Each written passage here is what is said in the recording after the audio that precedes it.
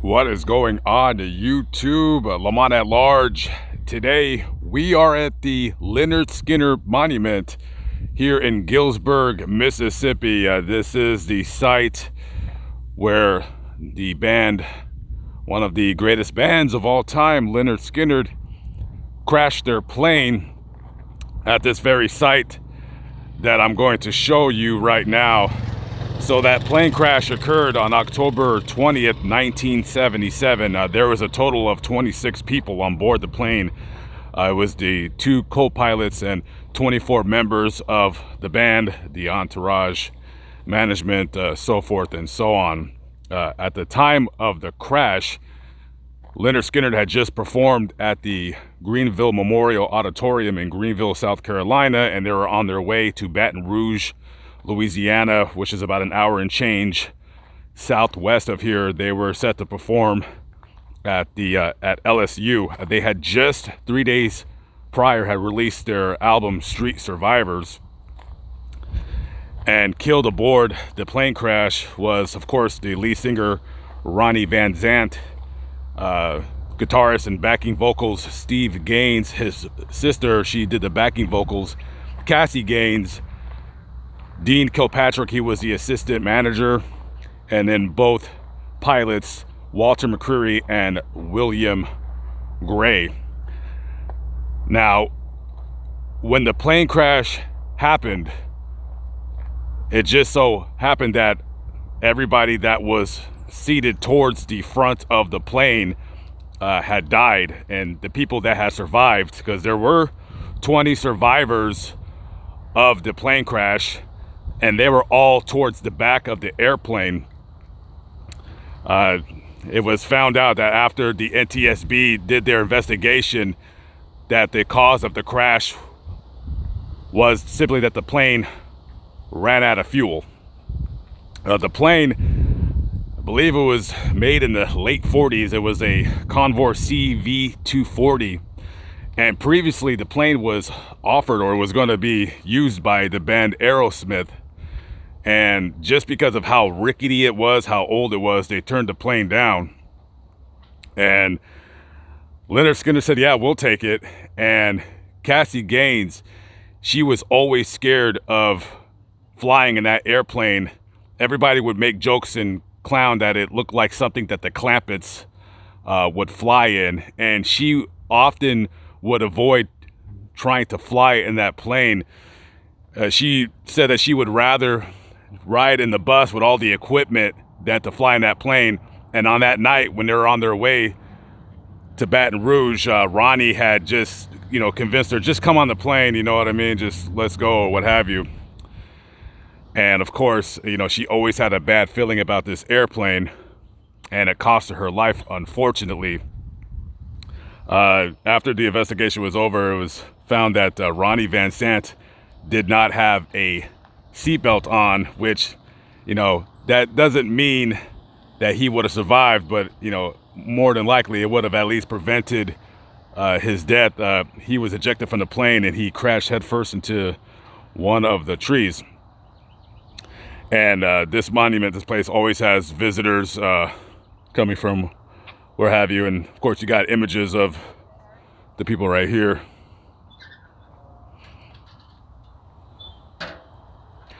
This was supposed to be Lynyrd Skynyrd's last flight in this plane, because they were looking on upgrading to a Learjet. Just because, again, like I said, it was a constant, running joke within the band that we got to get rid of this plane because it's just too rickety. And a couple days before the plane crashed, somebody had seen flames coming out of the right side engine.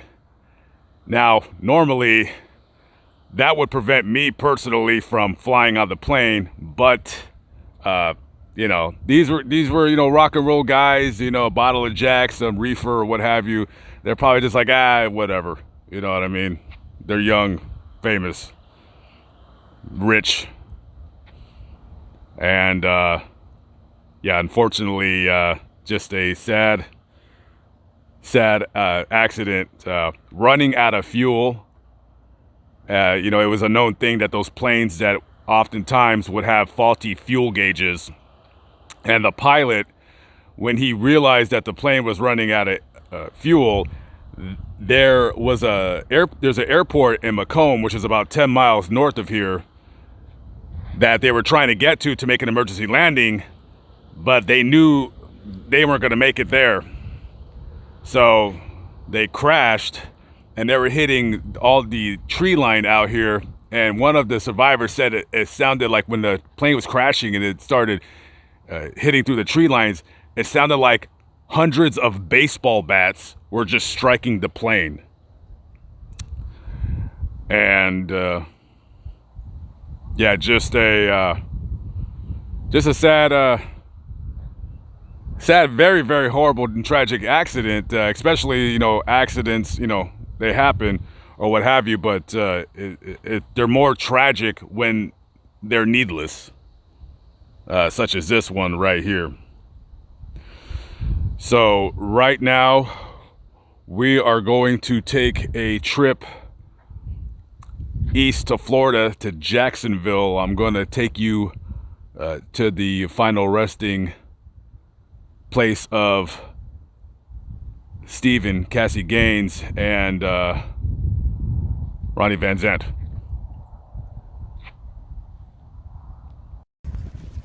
This is the Jacksonville Memory Garden Cemetery, and right in front of you, this is the former grave of Ronnie Van Zant. He was buried here until some punks came and vandalized his grave. After that happened, his family, they moved his body up to Riverside Memorial, which is about 8 miles away from here. And people still come over here and leave mementos and stuff like that.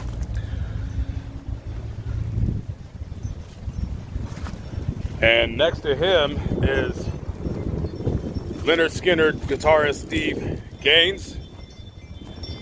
Now, he's not the original guitarist. He replaced Ed King. But the band met him through one of the band's backup singers, Cassie Gaines. Her brother was a guitarist. He played in a couple bands. And during a show that they were playing, they invited him up to play with them. But they couldn't hear whether he was a good guitarist or not. So after the show, they asked the sound guy, they said, is he any good? And the guy was like, yeah, he's very, very good.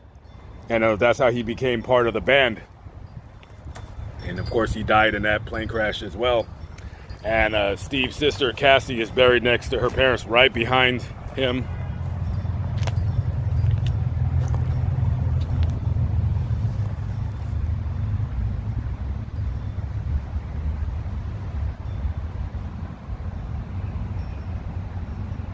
Very sad.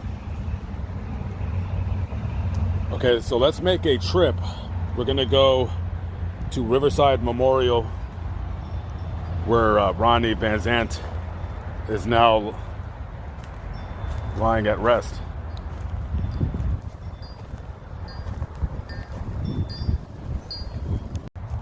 This is the other section of the Riverside Memorial Park Cemetery. It's divided by that street right there. That's Normandy Boulevard, right where that BP gas station is.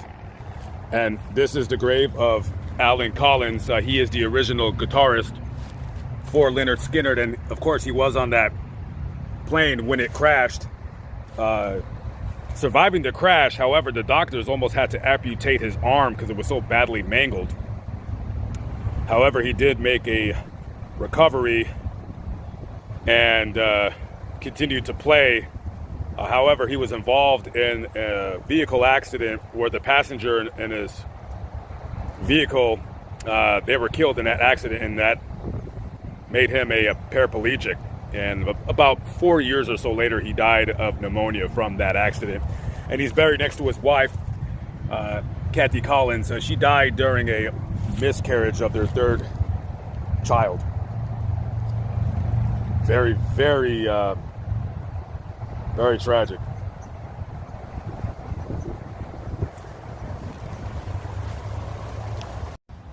This is the Riverside Memorial Park Cemetery, and right there, that is the grave of Leon Wilkinson. He was the bass player for Lynyrd Skynyrd.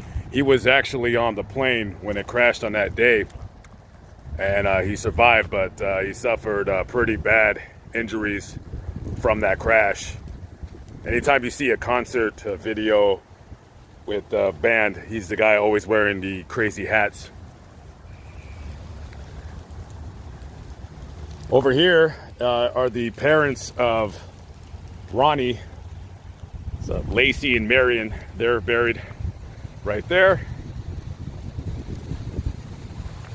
And over here is the grave under this tree of Billy Powell. He was the keyboardist for Lynyrd Skynyrd. He was also on the plane when it crashed, but he survived. Originally, so this guy actually started with the band as a roadie. There was no plans of having a keyboardist. And the guys, I'm pretty sure they knew he was a piano player, but they didn't really know much about his ability. And during a rehearsal break, he played Freebird on the keyboard. And members of the band heard it. They're like, who the heck is playing that? And they came, and it was Billy Powell. And they were floored by how good he was. And 2 weeks later, they offered him the job as a full-time keyboardist with the band. And he was actually the only one aboard the plane that survived that was well enough to attend Ronnie's funeral. He died January 28th, 2009. He had a heart attack. This guy was an excellent piano player. Excellent piano player.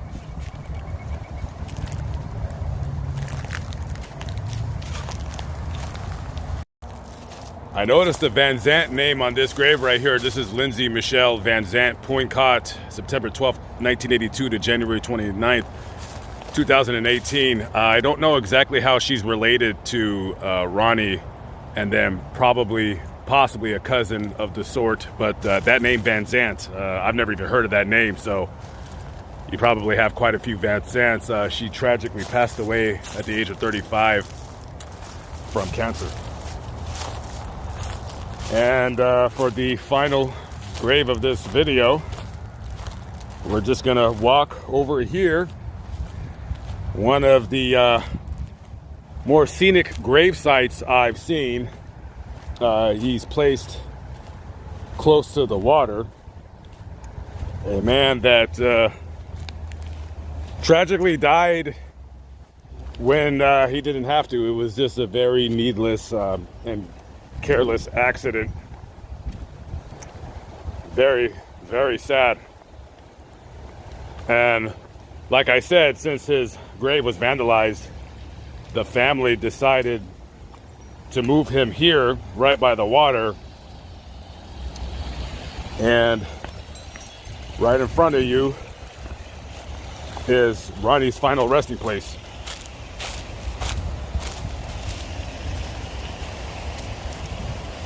Now, his grave is not marked, but this is the final resting place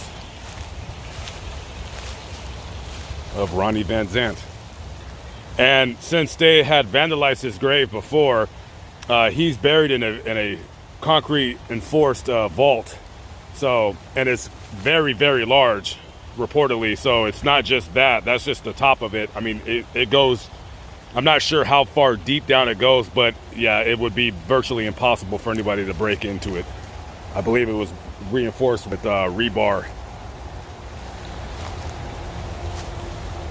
You know, everybody knows this is Ronnie's grave, but you know, you got flowers and stuff, but they try to, you know, if they leave like guitar picks and stuff like that, I'm assuming they usually come and clean it off per the family's request, I'm assuming.